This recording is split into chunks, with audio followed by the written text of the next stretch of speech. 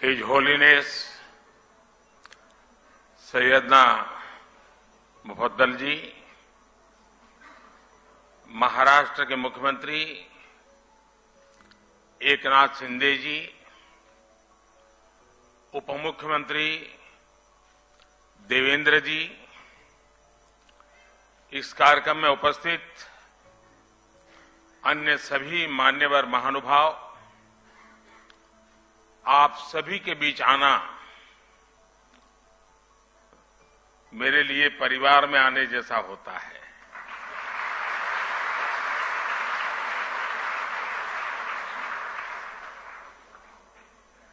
और वो जो मैंने आज आपकी वीडियो देखा, फिल्म देखी, तो मेरी एक शिकायत है और मैं चाहूंगा कि इसमें सुधार कीजिए। आपने बार बार उसमें माननीय मुख्यमंत्री और माननीय प्रधानमंत्री कहा है। मैं आपके परिवार का सदस्य हूं, न मैं यहां प्रधानमंत्री हूं न मुख्यमंत्री हूं।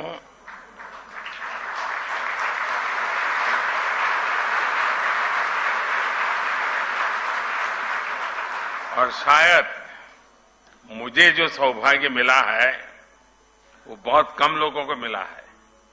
मैं 4 पीढ़ी इस परिवार के साथ जुड़ा हूं, 4 पीढ़ी, और चारों पीढ़ी मेरे घर आई है। ऐसा सौभाग्य बहुत कम लोगों को मिलता है। और इसलिए मैं कहता हूं कि फिल्म में जो बार बार मुख्यमंत्री और प्रधानमंत्री है, मैं तो आपके परिवार का सदस्य हूं और हर बार एक परिवार के सदस्य के रूप में आने का जब भी अवसर मिला है, मेरी खुशियां अनेक गुना बढ़ गई है।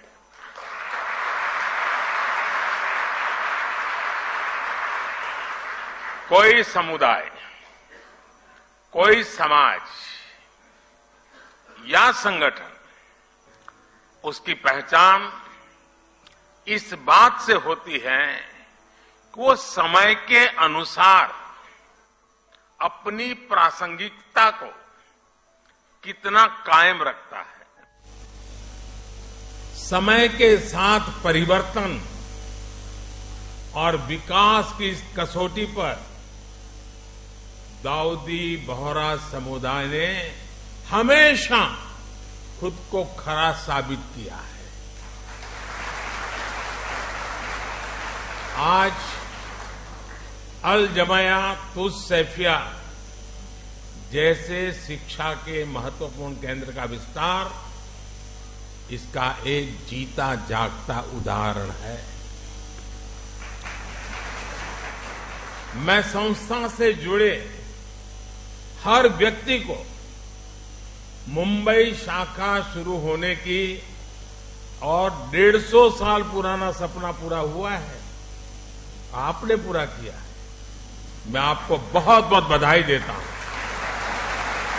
बहुत दिल से बधाई देता हूं। साथियों, दाऊदी बोहरा समुदाय और मेरा रिश्ता कितना पुराना है, ये शायद ही कोई ऐसा होगा जिसको पता न हो। मैं दुनिया में कहीं पर भी गया, वो प्यार यानी एक प्रकार से बरसता रहता है। और मुझे तो, मैं हमेशा एक बात जरूर बताता हूं, मैं सैयदना साहब 99 एज थी, मैं ऐसे ही चला गया वहां सरसपुर। 99 एज में वो बच्चों को पढ़ा रहे थे जी। मेरे मन को वो घटना आज भी इतना प्रेरित करती है।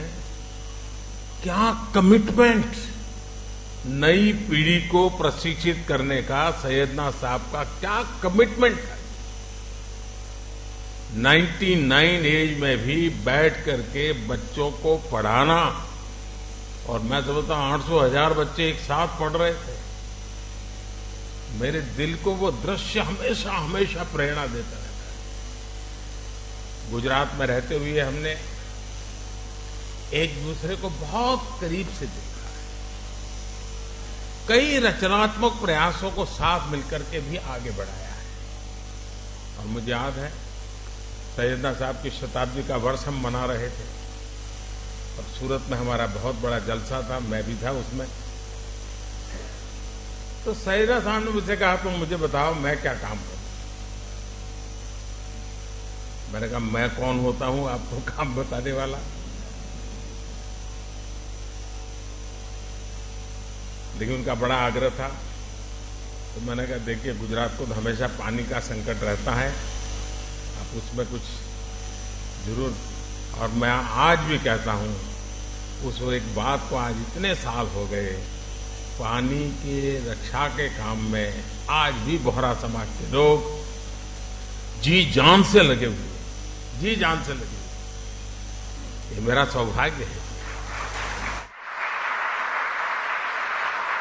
और इसलिए मैं कहता हूं कुपोषण के खिलाफ लड़ाई से लेकर जल संरक्षण के अभियान तक समाज और सरकार कैसे एक दूसरे की ताकत बन सकते हैं, हमने साथ मिलकर के वो किया है और मैं इसका गौरव अनुभव करता हूं। और विशेषकर हिज होलीनेस सैयदना मोहम्मद बुरहानुद्दीन साहब, उनके साथ जब भी मुझे चर्चाएं करने का अवसर मिला, उनकी सक्रियता, उनका सहयोग मेरे लिए भी एक प्रकार से मार्गदर्शक रहा है। मुझे एक बहुत बड़ी ऊर्जा मिलती थी। और जब मैं गुजरात से दिल्ली गया,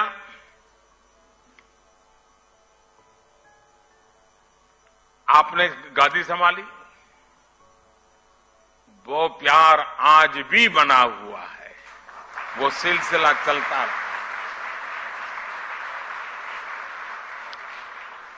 इंदौर के कार्यक्रम में his holiness doctor Syedna Mufaddal Saifuddin साहब और आप सब ने अपना जो स्नेह मुझे दिया था, वो मेरे लिए बहुत अनमोल है।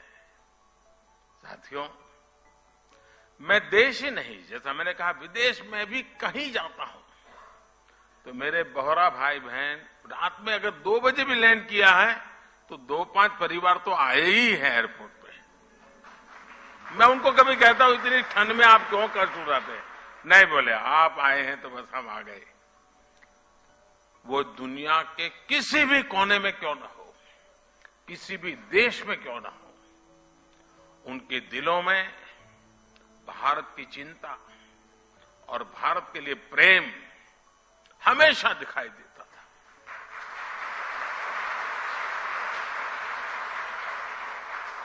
आप सभी की ये भावनाएं, आपका ये प्यार मुझे बार बार आप तक खींच लाता है। साथियों, कुछ प्रयास और कुछ सफलताएं ऐसी होती हैं जिनके पीछे कई दशकों के सपने लगे होते हैं। मुझे बात पता है कि मुंबई शाखा के रूप में अल जमिया तुस सैफिया का जो विचार हो रहा है, इसका सपना दशकों पहले हिज होलीनेस सैयदना अब्दुल कादिर नईमुद्दीन साहब ने देखा था। उस समय देश गुलामी के दौर में था। शिक्षा के क्षेत्र में इतना बड़ा सपना अपने आप में एक बहुत बड़ी बात थी। लेकिन जो सपने सही सोच से देखे जाते हैं, वो पूरे होकर के रहते हैं। आज देश जब अपनी आजादी के अमृतकाल की यात्रा शुरू कर रहा है, तो शिक्षा के क्षेत्र में बोहरा समाज के इस योगदान की अहमियत और भी बढ़ जाती है। और जब आजादी के 75 साल की याद करता हूं तो मैं एक बात का जिक्र जरूर करूंगा, और मेरा तो आप सबसे आग्रह है कि जब भी आप सूरत जाएं या मुंबई आए, एक बार दांडी जरूर हो आइए। दांडी यात्रा महात्मा गांधी जी की आजादी का एक टर्निंग पॉइंट था। लेकिन मेरे लिए सबसे बड़ी बात वो है कि दांडी यात्रा में, दांडी में नमक सत्याग्रह के पहले गांधी जी आपके घर में रुके थे, दांडी में।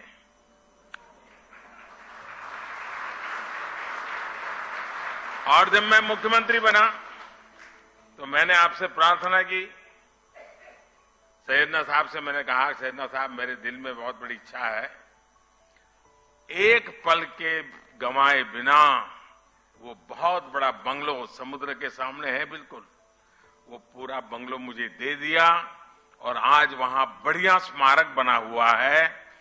दांडी यात्रा की स्मृति में सैयदना साहब के वो यादें दांडी यात्रा के साथ अमर हो चुकी है जी।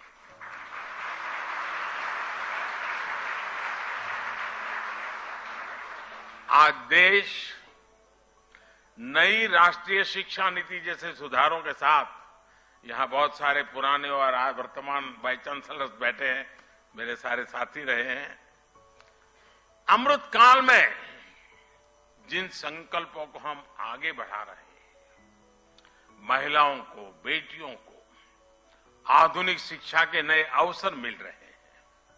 इसी मिशन के साथ अल जमायातुस सैफिया भी आगे बढ़ रहा है। आपका करिकुलम भी आधुनिक शिक्षा के हिसाब से अपग्रेडेड रहता है और आपकी सोच भी पूरी तरह से अपडेटेड रहती है। विशेषकर महिलाओं की शिक्षा को लेकर इस संस्था के योगदान सामाजिक बदलाव को एक नई ऊर्जा दे रहा है। साथियों, शिक्षा के क्षेत्र में भारत कभी नालंदा और तक्षशिला जैसे विश्वविद्यालयों का केंद्र हुआ करता था। पूरी दुनिया से लोग यहां पढ़ने और सीखने आते थे। अगर हमें भारत के वैभव को वापस लाना है तो हमें शिक्षा के उस गौरव को भी वापस लाना होगा। इसलिए आज भारतीय कलेवर में ढली आधुनिक शिक्षा व्यवस्था ये देश की प्राथमिकता है। इसके लिए हम हर स्तर पर काम कर रहे हैं।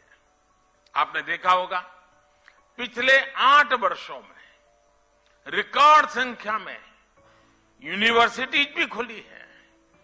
मेडिकल एजुकेशन जैसी फील्ड में जहां युवाओं का रुझान भी है और देश की जरूरत भी है, उसे देखते हम हर जिले में मेडिकल कॉलेज खोल रहे हैं। आप देखिए 2004 से 2014 के बीच देश में 145 मेडिकल कॉलेज खोले थे, जबकि 2014 से 2022 के बीच 260 से ज्यादा मेडिकल कॉलेज खोले गए।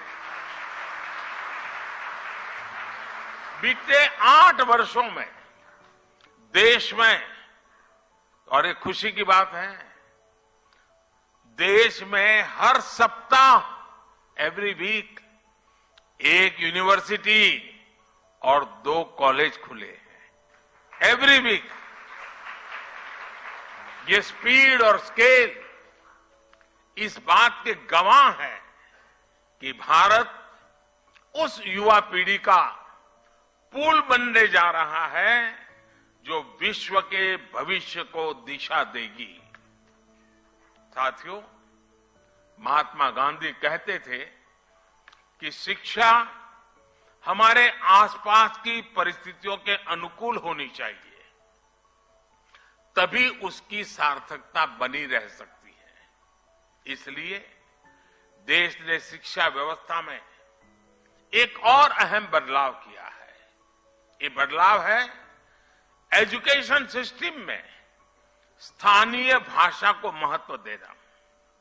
अब हम देख रहे थे सारा गुजराती में जिस प्रकार से कविता के माध्यम से जीवन के मूल्यों की चर्चा हमारे साथियों ने की। मातृभाषा की ताकत, मैं गुजराती भाषी होने के कारण बहुत शब्दों को से ऊपर उस भावना को पकड़ पा रहा था, मैं अनुभव कर रहा था।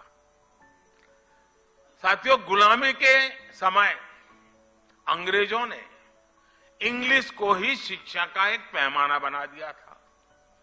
दुर्भाग्य से आजादी के बाद भी हम उस हीन भावना को ढोते रहे।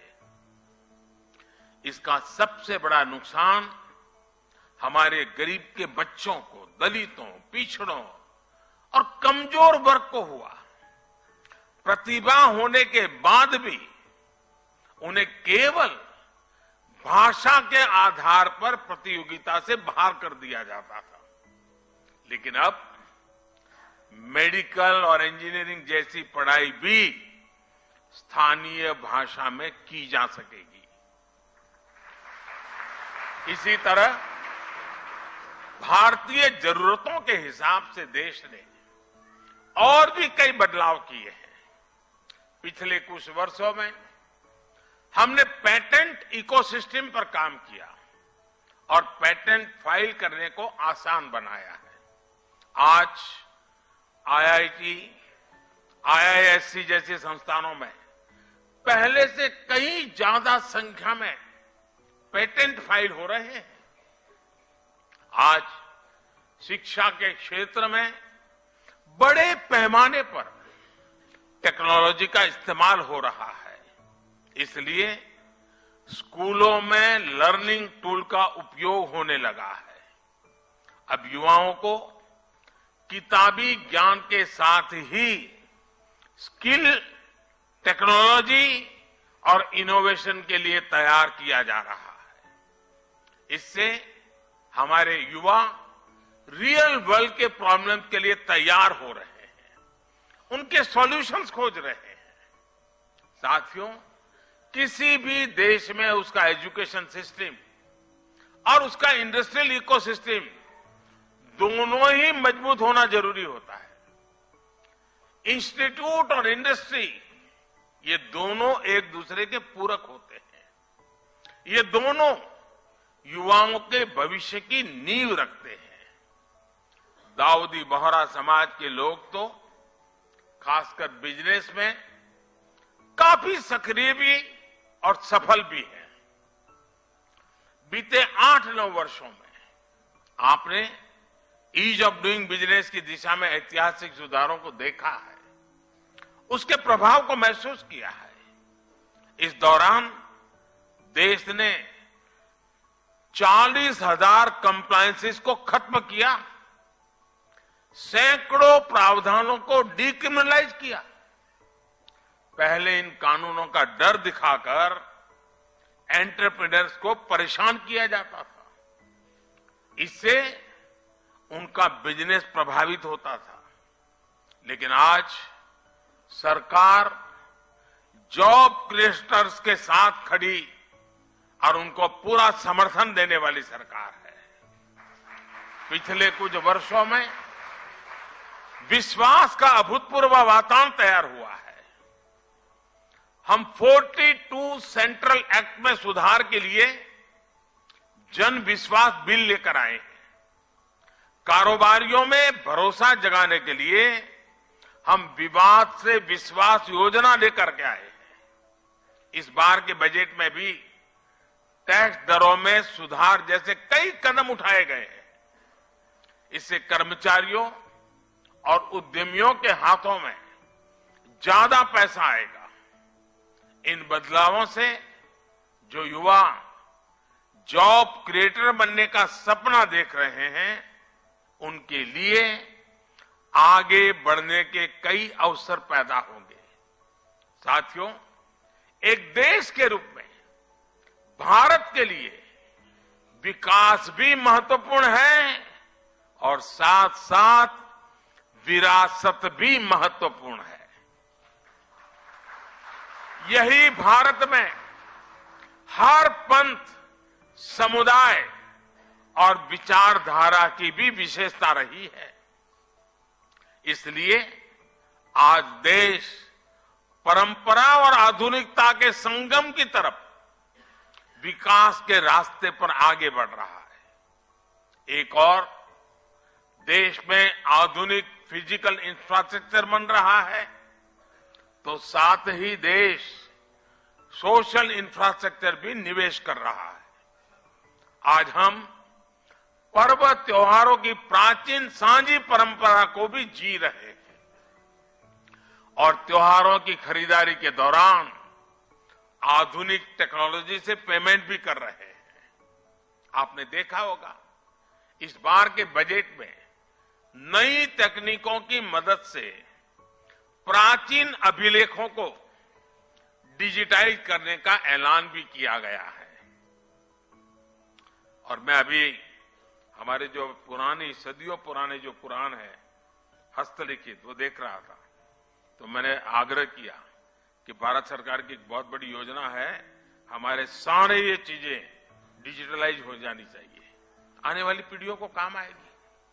मैं चाहूंगा इस तरह के प्रयासों को आगे बढ़ाने के लिए सभी समाज, सभी संप्रदाय आगे आए। किसी भी पद्धति से जुड़े अगर कोई प्राचीन टैक्स है तो उन्हें डिजिटाइज किया जाना चाहिए। बीच में मैं मंगोलिया गया था,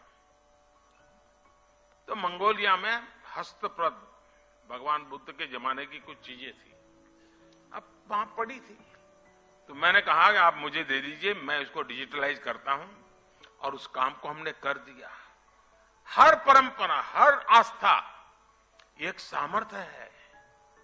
युवाओं को भी इस अभियान से जोड़ा जाना चाहिए।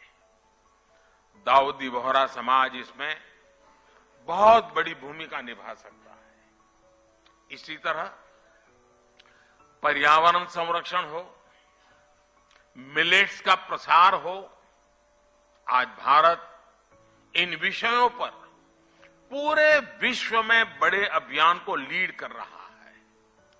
आप इन अभियानों में भी जन भागीदारी को बढ़ाने के लिए इन्हें लोगों के बीच लेकर जाने का संकल्प ले सकते हैं। इस वर्ष भारत G20 जैसे महत्वपूर्ण वैश्विक मंच की अध्यक्षता भी कर रहा है।